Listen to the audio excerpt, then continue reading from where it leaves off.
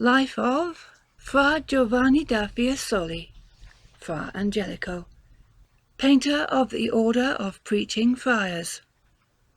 Fra Giovanni Angelico da Fiesole, who was known in the world as Guido, was no less excellent as painter and illuminator than he was upright as churchman, and for both one and the other of these reasons he deserves that most honourable record should be made of him.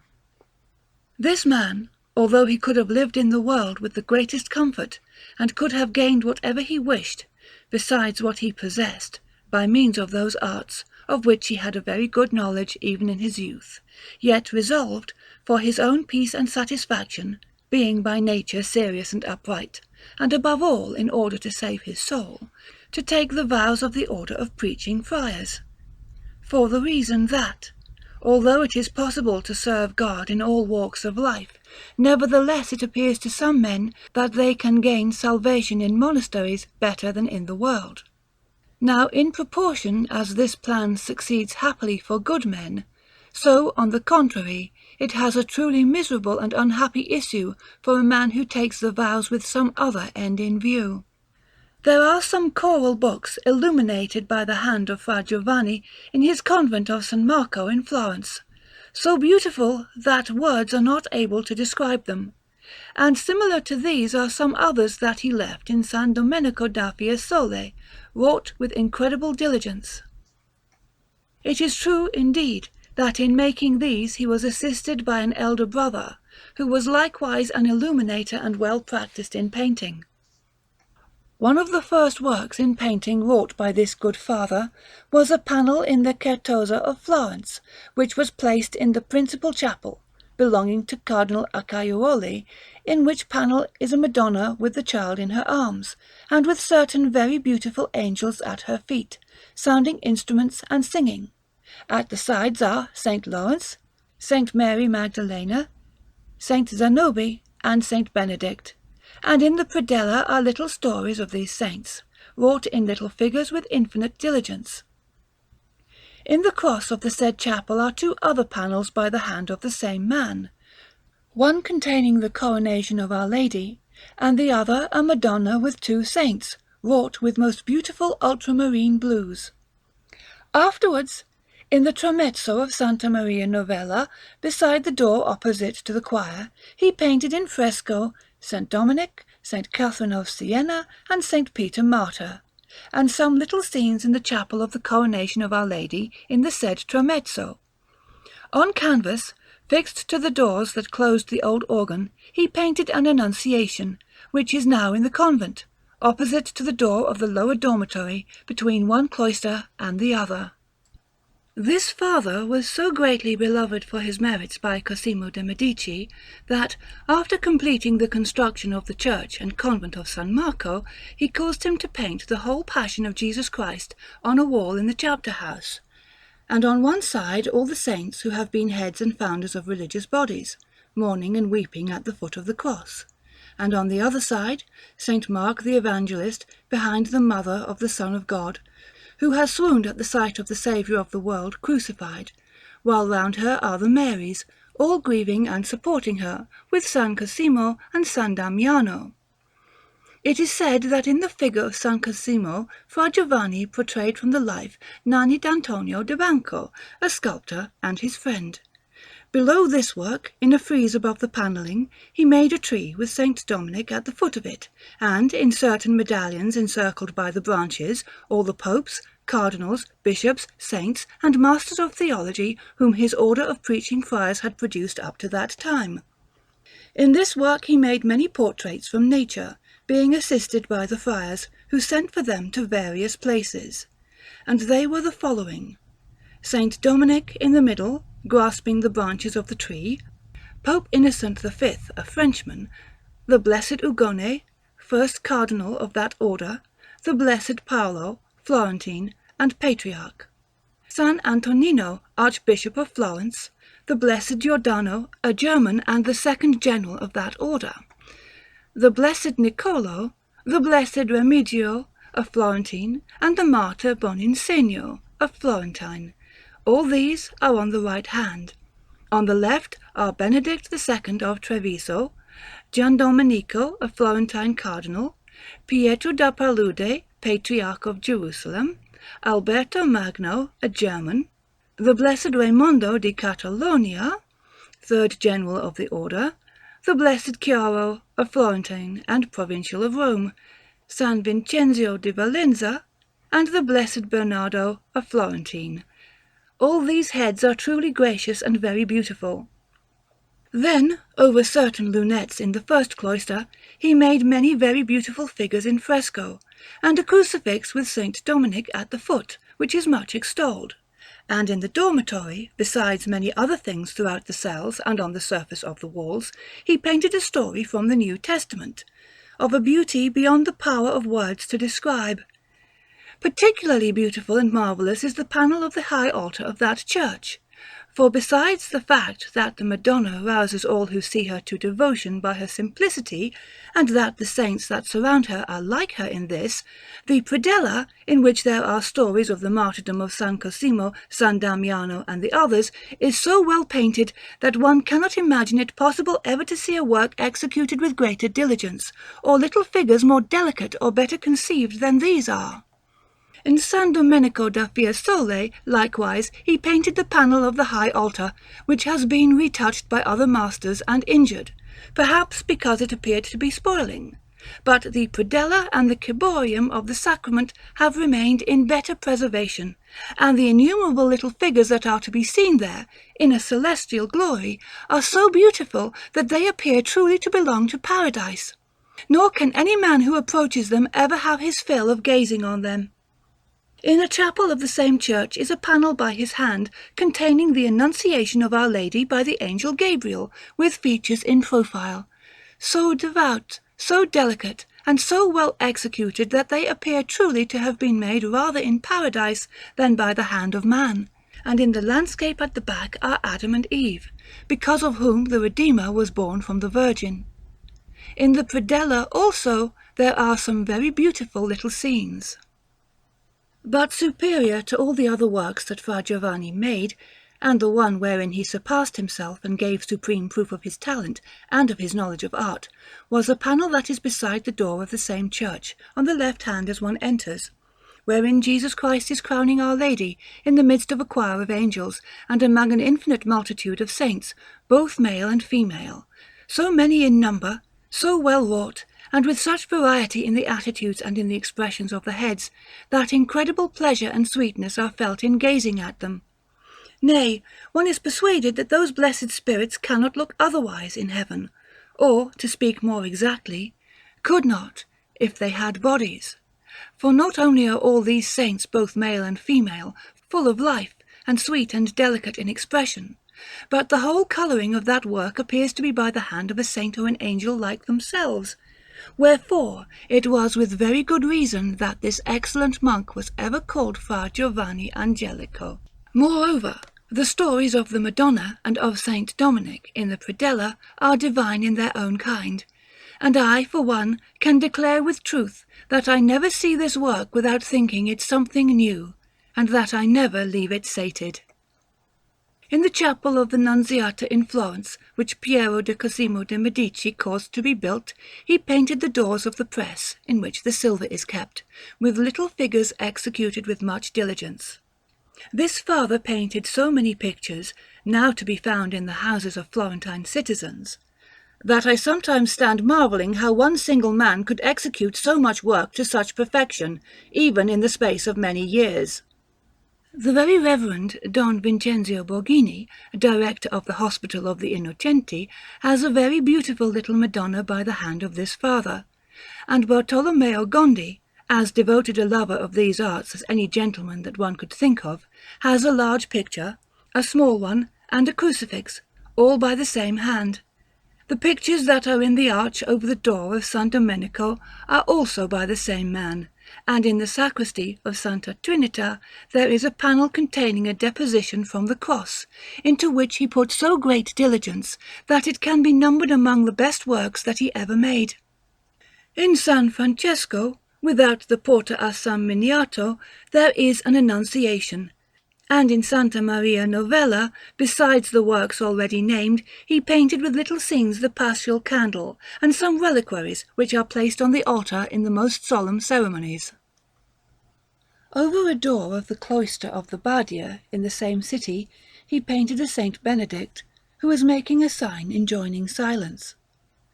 For the linen manufacturers he painted a panel that is in the office of their guild, and in Cortona he painted a little arch over the door of the church of his order, and likewise the panel of the high altar.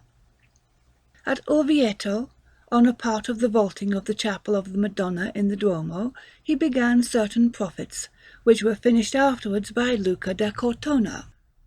For the Company of the Temple in Florence he painted a Dead Christ on a panel, and in the church of the monks of the Angeli he made a Paradise and a Hell with little figures, wherein he showed fine judgment by making the Blessed very beautiful and full of jubilation and celestial gladness, and the damned all ready for the pains of hell, in various most woeful attitudes, and bearing the stamp of their sins and unworthiness on their faces. The blessed are seen entering the gate of Paradise in celestial dance, and the damned are being dragged by demons to the eternal pains of hell. This work is in the aforesaid church, on the right hand as one goes towards the high altar, where the priest sits when Mass is sung.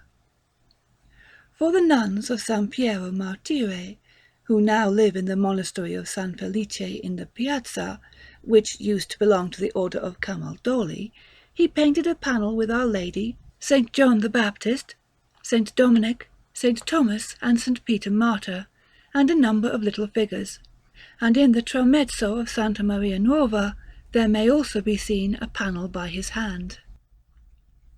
These many labours having made the name of Fra Giovanni illustrious throughout all Italy, Pope Nicholas V sent for him, and caused him to adorn that chapel of his palace in Rome, wherein the Pope hears Mass, with a deposition from the cross, and some very beautiful stories of St. Lawrence, and also to illuminate some books, which are most beautiful.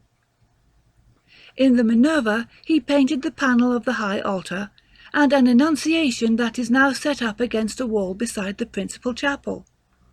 He also painted for the said Pope, in the palace, the chapel of the Sacrament, which was afterwards destroyed by Paul III in the making of a staircase through it. In that work, which was an excellent example of his manner, he had wrought in fresco some scenes from the life of Jesus Christ, and he had made therein many portraits from life of distinguished persons of those times, which would probably now be lost if Giorgio had not caused the following among them to be preserved for his museum, namely, Pope Nicholas V, the Emperor Frederick, who came to Italy at that time, Frate Antonino, who was afterwards Archbishop of Florence, Biondo da Forli, and Ferrante of Aragon. Now Fra Giovanni appeared to the Pope to be, as indeed he was, a person of most holy life, peaceful and modest. And, since the Archbishopric of Florence was at that time vacant, the Pope had judged him worthy of that rank. But the said friar, hearing this, implored his Holiness to find another man, for the reason that he did not feel himself fitted for ruling others, whereas his order contained a brother most learned and well able to govern, a God-fearing man and a friend of the poor, on whom that dignity would be conferred much more fittingly than on himself. The Pope, hearing this, and remembering that what he said was true, granted him the favour willingly, and thus the Archbishopric of Florence was given to Frate Antonino of the Order of Preaching Friars, a man truly very famous both for sanctity and for learning, and of such a character, in short, that he was deservedly canonized in our own day by Adrian VI. Great excellence was that of Fra Giovanni, and a thing truly very rare, to resign a dignity and honour and charge so important, offered to himself by a supreme pontiff, in favour of the man whom he, with his singleness of eye and sincerity of heart, judged to be much more worthy of it than himself. Let the churchmen of our own times learn from this holy man not to take upon themselves charges that they cannot worthily carry out, and to yield them to those who are most worthy of them. Would to God, in return to Fra Giovanni, And may this be said without offence to the upright among them, that all churchmen would spend their time as did this truly angelic father, seeing that he spent every minute of his life in the service of God, and in benefiting both the world and his neighbour. And what can or ought to be desired more than to gain the kingdom of heaven by living a life of holiness, and to win eternal fame in the world by labouring virtuously? And in truth, a talent so extraordinary and so supreme as that of Fra Giovanni could not and should not descend on any save a man of most holy life, for the reason that those who work at religious and holy subjects should be religious and holy men. For it is seen, when such works are executed by persons of little faith, who have little esteem for religion, that they often arouse in men's minds evil appetites and licentious desires, whence there comes blame for the evil in their works, with praise for the art and ability that they show. Now I would not have any man deceive himself by considering the rude and inept as holy, and the beautiful and excellent as licentious, as some do, who, seeing figures of women or youths adorned with loveliness and beauty beyond the ordinary, straightway censor them and judge them licentious, not perceiving that they are very wrong to condemn the good judgment of the painter, who hold the saints, both male and female, who are celestial, to be as much more beautiful than mortal man, as heaven is superior to earthly beauty and to the works of human hands. And, what is worse, they reveal the unsoundness and corruption of their own minds by drawing evil and impure desires out of works from which, if they were lovers of purity, as they seek by their misguided zeal to prove themselves to be, they would gain a desire to attain to heaven and to make themselves acceptable to the Creator of all things, in whom, as most perfect and most beautiful, all perfection and beauty have their source. What would such men do if they found themselves, or rather, what are we to believe that they do when they actually find themselves in places containing living beauty, accompanied by licentious ways, honey-sweet words, movements full of grace, and eyes that ravish all but the stoutest of hearts, if the very image of beauty, nay its mere shadow, moves them so profoundly? However, I would not have any believe that I approve of those figures that are painted in churches in a state of almost complete nudity. For in these cases it is seen that the painter has not shown the consideration that was due to the place, because, even although a man has to show how much he knows, he should proceed with due regard for circumstances and pay respect to persons, times, and places. Fra Giovanni was a man of great simplicity and most holy in his ways, and his goodness may be perceived from this, that, Pope Nicholas V wishing one morning to entertain him at table, he had scruples of conscience about eating meat without leave from his prior, forgetting about the authority of the pontiff. He shunned the affairs of the world, and, living a pure and holy life, he was as much the friend of the poor as I believe his soul to be now the friend of heaven. He was continually labouring at his painting, and he would never paint anything save saints. He might have been rich, but to this he gave no thought. Nay, he used to say that true riches consist only in being content with little. He might have ruled many, but he would not, saying that it was less fatiguing and less misleading to obey others. He had the option of obtaining dignities both among the friars and in the world, but he despised them, declaring that he sought no other dignity save that of seeking to avoid hell and draw near to paradise. And what dignity, in truth, can be compared to that which all churchmen, nay, all men should seek, and which is to be found only in God and in a life of virtue? He was most kindly and temperate, and he lived chastely and withdrew himself from the snares of the world, being wont very often to say that he who pursued such an art had need of quiet and of a life free from cares, and that he whose work is connected with Christ must ever live with Christ. He was never seen in anger among his fellow friars, which is a very notable thing, and almost impossible, it seems to me, to believe, and it was his custom to admonish his friends with a simple smile. With incredible sweetness, if any sought for works from him, he would say that they had only to gain the consent of the prior, and that then he would not fail them. In short, This never to be sufficiently extolled father was most humble and modest in all his works and his discourse, and facile and devout in his pictures. And the saints that he painted have more the air and likeness of saints than those of any other man.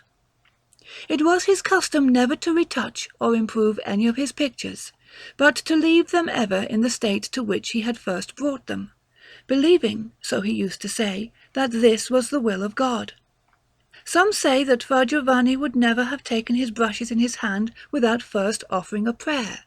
He never painted a crucifix without the tears streaming down his cheeks. Wherefore in the countenances and attitudes of his figures one can recognize the goodness, nobility, and sincerity of his mind towards the Christian religion.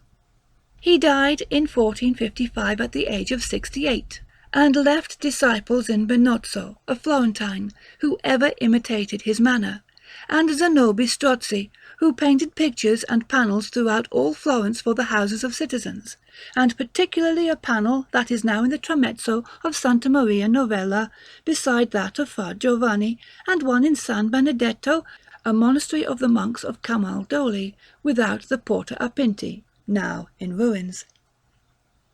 The latter panel is at present in the little church of San Michele in the monastery of the Angeli, before one enters the principal church, set up against the wall on the right as one approaches the altar. There is also a panel in the chapel of the Nasi in Santa Lucia, and another in San Romeo, and in the guardaroba of the Duke there is the portrait of Giovanni de' Bici de' Medici, with that of Bartolomeo Valore, in one and the same picture by the hand of the same man. Another disciple of Fra Giovanni was Gentile da Fabriano, as was also Domenico di Michelino, who painted the panel for the altar of San Zanobi in San Apollinare at Florence, and many other pictures. Fra Giovanni was buried by his fellow friars in the Minerva in Rome, near the lateral door beside the sacristy, in a round tomb of marble, with himself, portrayed from nature, lying thereon. The following epitaph may be read, carved in the marble: Non mihi sit laudi, quod eram velut alta appelles, sed quod lucra tuis omnia, Christe, dabam.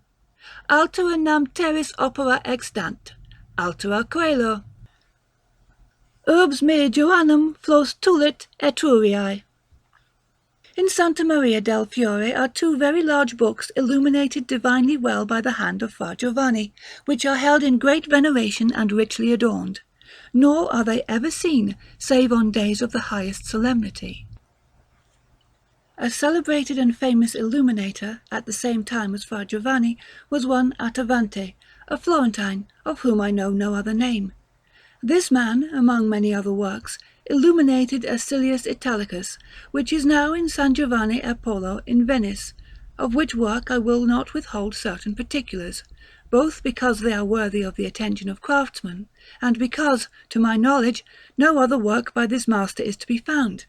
Nor should I know even of this one, had it not been for the affection borne to these noble arts by the very reverend Maestro Cosimo Bartoli, a gentleman of Florence, who gave me information about it, to the end that the talent of Attavante might not remain, as it were, buried out of sight. In the said book, then, the figure of Silius has on his head a helmet with a crest of gold and a chaplet of laurel. He is wearing a blue cuirass picked out with gold in the ancient manner, while he is holding a book in his right hand, and the left he has on a short sword.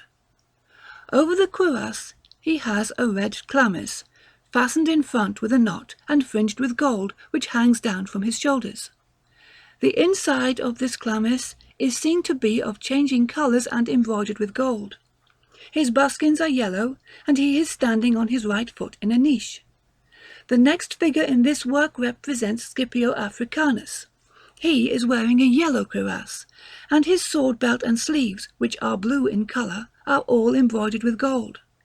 On his head he has a helmet with two little wings, and a fish by way of crest. The young man's countenance is fair and very beautiful, and he is raising his right arm proudly, holding in that hand a naked sword, while in the left hand he has the scabbard, which is red and embroidered with gold. The hose are green in colour and plain, and the chlamys, which is blue, has a red lining with a fringe of gold all round, and it is fastened at the throat, leaving the front quite open, and falling behind with beautiful grace. This young man, who stands in a niche of mixed green and grey marble, with blue buskins embroidered with gold, is looking with incredible fierceness at Hannibal, who faces him on the opposite page of the book. This figure of Hannibal is that of a man about 36 years of age. He is frowning, with 2 furrows in his brow expressive of impatience and anger, and he too is looking fixedly at Scipio. On his head he has a yellow helmet, with a green and yellow dragon for crest, and a serpent for chaplet. He is standing on his left foot and raising his right arm, with which he holds the shaft of an ancient javelin, or rather, of a little partisan. His cuirass is blue, his sword belt partly blue and partly yellow, his sleeves of changing blue and red, and his buskins yellow. His chlamys of changing red and yellow is fastened on the right shoulder and lined with green, and holding his left hand on his sword, he is standing in a niche of vari-coloured marbles, yellow, white, and changing. On another page is Pope Nicholas V portrayed from the life, with a mantle of changing purple and red, and all embroidered with gold. He is without a beard and in full profile, and he is looking towards the beginning of the book, which is opposite to him, and he is pointing to it with his right hand, as though in a marvel. The niche is green, white, and red. Then in the border there are certain little half-length figures in an ornament composed of ovals and circles, and other things of that kind, together with an infinite number of little birds and children, so well wrought that nothing more could be desired. Close to this, in like manner, are Hanno the Carthaginian, Hasdrubal, Laelius, Massinissa, C. Salinator, Nero, Sempronius, M. Marcellus, Q. Fabius, the other Scipio, and Vibius. At the end of the book there is seen a Mars in an antique chariot drawn by 2 reddish horses. On his head he has a helmet of red and gold with 2 little wings. On his left arm he has an antique shield, which he holds before him, and in his right hand a naked sword. He is standing on his left foot only, holding the other in the air. He has a cuirass in the antique manner, all red and gold, as are his hose and buskins. His chlamys is blue without, and within all green and embroidered with gold.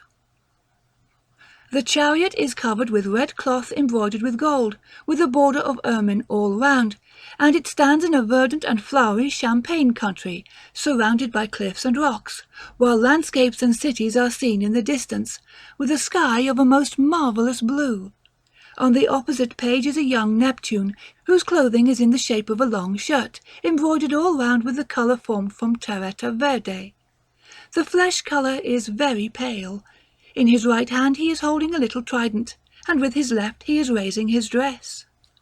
He is standing with both feet on the chariot, which has a covering of red, embroidered with gold and fringed all round with sable. This chariot has 4 wheels, like that of Mars, but it is drawn by 4 dolphins, and accompanied by 3 sea nymphs, 2 boys, and a great number of fishes, all wrought with a water-colour similar to the terretta, and very beautiful in expression. After these is seen Carthage in despair, in the form of a woman standing upright with dishevelled hair. Her upper garment is green, and it is open from the waist downwards, being lined with red cloth embroidered in gold. And through this opening there may be seen another garment, delicate and of changing purple and white colour. The sleeves are red and gold, with certain puffs and floating folds made by the upper garment. And she is stretching out her left hand towards Rome, who is opposite to her, as though saying, "What is thy wish? I have my answer ready." And in her right hand she holds a naked sword, with an air of frenzy. Her buskins are blue, and she is standing on a rock in the middle of the sea, surrounded by a very beautiful sky. Rome is a maiden as beautiful as it is possible for man to imagine, with dishevelled hair and certain tresses wrought with infinite grace. Her clothing is pure red, with only an embroidered border at the foot.